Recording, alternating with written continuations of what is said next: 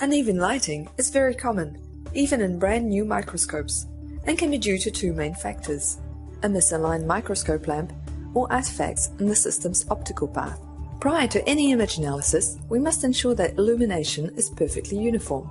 To do this, we create a shading corrector for each objective.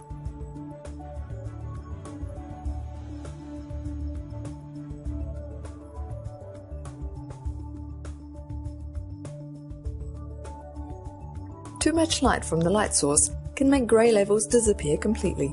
It is important to have the correct intensity before carrying out image analysis. The image on the left was taken with too much light from the light source. Some of the light gray levels will be lost. The image on the right has the correct light intensity. Notice that the peaks representing the gray levels are complete and well-rounded. Setting the target intensity to 80% of the bright area will allow the system to automatically adjust the exposure time so that the light intensity is at the correct level. This step must be carried out before and after shading correction and before auto-white balance.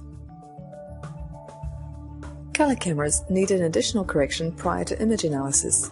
When over a white surface, the image we see should be as close to white as possible.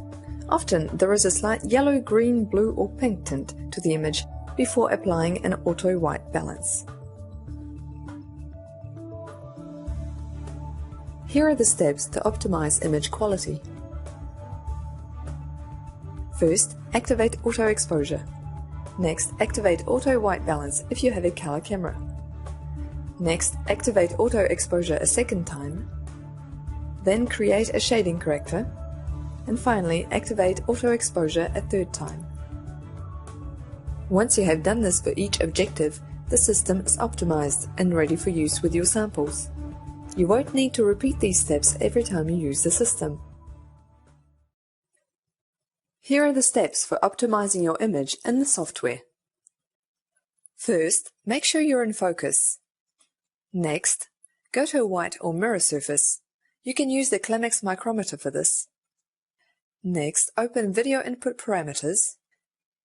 In the Camera Control tab, perform an auto exposure at 80% of the bright area. In the Color Setup tab, perform an auto white balance. Return to the Camera Control tab and do an auto exposure at 80% again. You're now ready to create your shading corrector for this magnification. Notice the two static black spots in the image. They must be dust in the optical path. They will be removed once we have created the shading corrector. OK, select Create Shading Corrector in the Setup menu of the main window. Move the stage slightly in all four directions. Click on Done and click on the Auto Exposure button. This is the same as performing an auto exposure in the Video Input Setup box. It remembers the last settings you used to activate auto exposure. You can now perform the same steps for another objective.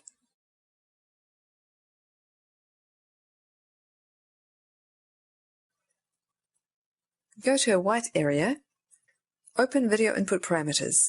In the Camera Control tab, do an auto exposure at 80% of the bright area.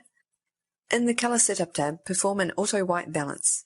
Return to the Camera Control tab and do an auto exposure again.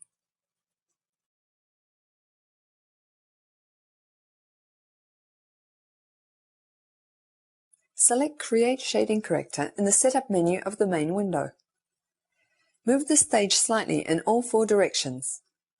Click on Done and click on the Auto Exposure button. Once you have done this for each objective, the system is optimized and ready for use with your samples.